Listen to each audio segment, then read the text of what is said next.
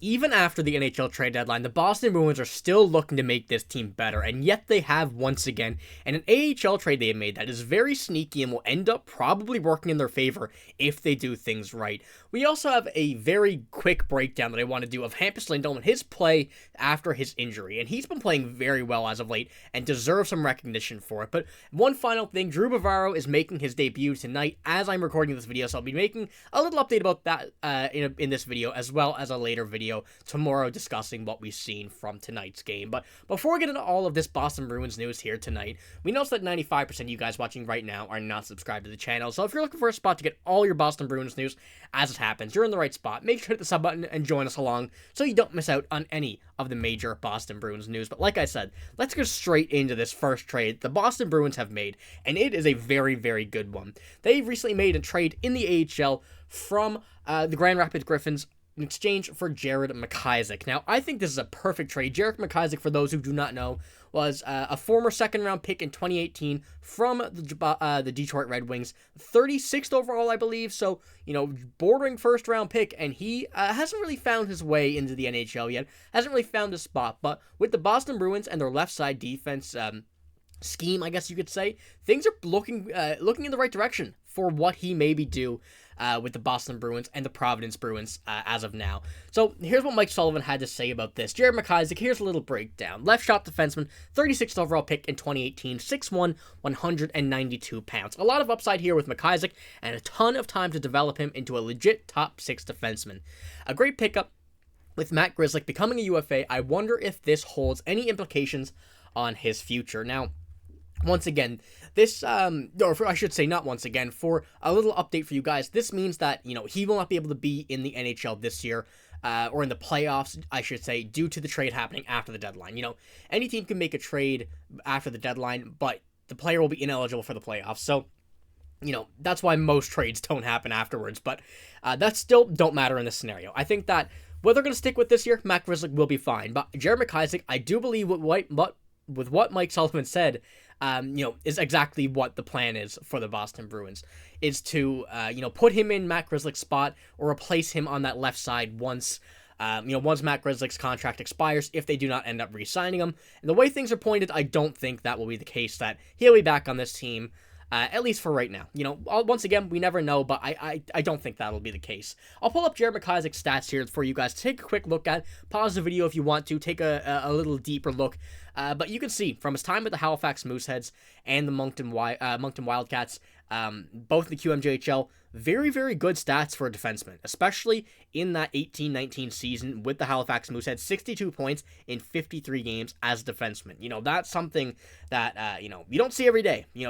Obviously in the Q and the O and the WHL, as well as, some other minor leagues around the world, you do see some inflated stats from defensemen just because of the skill gap between them and professional hockey. But once again, that's still a very impressive stat to put up as a defenseman when you're competing with people, that are around your level, and a lot of which will be making their way to the NHL as well. But you also see on the bottom there, he's a World Juniors for the Team Canada in 2019 and 2020. So he definitely has his fair share of, playing with some of these top guys who have made their way to the NHL already. Some of the guys who, in the same boat as him, working their way up. But I do think that, not him since he's not found his spot with the Grand Rapids Griffins nor the Detroit Red Wings, I think that he'll have a much better, development opportunity with the Boston Bruins and the Providence Bruins. So, as Mike Sullivan said here, I do definitely agree with the bottom part that I think this could be a replacement for Matt Grzelcyk. I've been a huge fan of Jared McIsaac. He's been one of those guys that, his name has been around the depth chart of the Detroit Red Wings for a long time. A lot of times that, you'd hear him, is he going to come up? Is he not? What's going to be the deal with him? Knowing that their prospect pool is very, very good. And, seems like he didn't get a spot and he got traded to the Boston Bruins. So, once again, I do think this is a very sneaky trade that will end up working very good for the Boston Bruins. From what we've seen here in his play in the minors, in, junior as well, I think this will work out. For not trading him for pretty much anything, it's going to be a very good trade when the time comes. And once again, a lot of time for him to develop and a brand new opportunity for him to rework his career path right now and make it to the NHL hopefully. So one to look out for, one that I think is going to work out very well. Providence is going to be a good opportunity for him to, I guess, get in that groove, get into that experience a bit. Them being second place in their division, so it's going to be something to look at. But once again, we have another update here on, I want to say Hampus Lindholm. I think that he's been playing very well since returning from injury. I think he deserves some recognition for it. I think he deserves a little shout out, I guess you could say, mainly because of last game that the Boston Bruins played, where they won in overtime from a Marchand cross saucer pass to Jake DeBrusk, and a beautiful goal by Jake DeBrusk in overtime against the Montreal Canadiens. This comes out from Only Bruins. Now, there is a video to go with this. I cannot play it for copyright issues, but if you want to go check it out, it's in this tweet here from the Only Bruins Twitter page. If you go back and watch the whole clip of this play, Lindholm down low in our own zone, working the boards, you'll see this play would have never happened if it weren't for him. It's been a few games, but he's been great since returning from injury, and I couldn't agree more. In the video, in the clip, steals a puck down low, puts it up to Marchand. Marchand crosses it over to DeBrusk, and we know the rest from there. A beautiful goal, a beautiful play. But that's just one example of what Lindholm has been doing since he's returned from injury. I think that it was a very good mental reset, a good physical reset for him. And, being on that top pairing is definitely one that, he's deserving of, one that I think is going to be a very good option to keep him in this role, especially with Matt Grzelcyk potentially leaving. I do think that this is going to be a good opportunity for him to mentor guys like Jared McIsaac, whether he comes up, Matt Lohrei, Parker Wotherspoon. I think these guys are going to definitely learn a lot from that solid lockdown defense that Hampus Lindholm possesses. He's been very good, like I said, since returning from injury.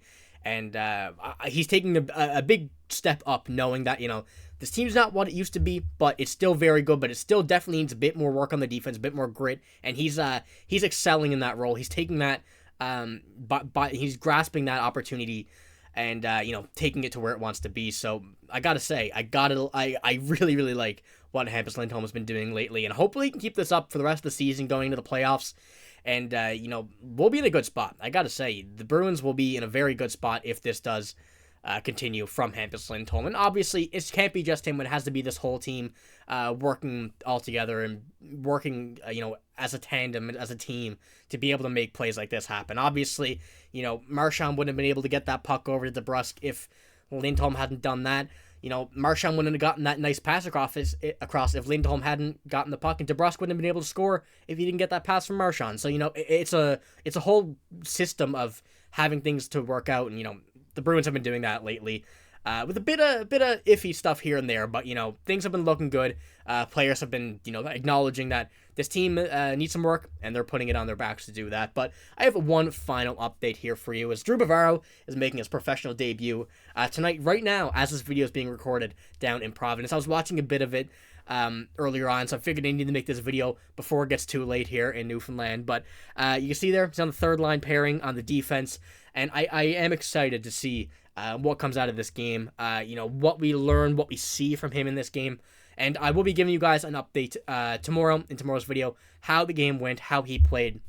So if you do want to keep up to date with that, make sure to hit the sub button, because I'll be keeping you up to date with, all of these prospects that we have coming up. Everybody that, has a chance of making the NHL in this offseason, and everybody, making their way to this team to make this team better. But, once again, from what I've seen so far in this game, he's been playing well, solid. Obviously not too many opportunities there on the third line, but he's going to be getting more as time goes on. Once again, it's still his first professional game, so it's going to take time. But from what I've seen, he's looking good. So, once again, like I said, I'll keep you guys updated with that in tomorrow's video, but that's all I got here on this one. Let me know what you think about Jared McIsaac. I think it's a very sneaky trade that will work out for the Bruins.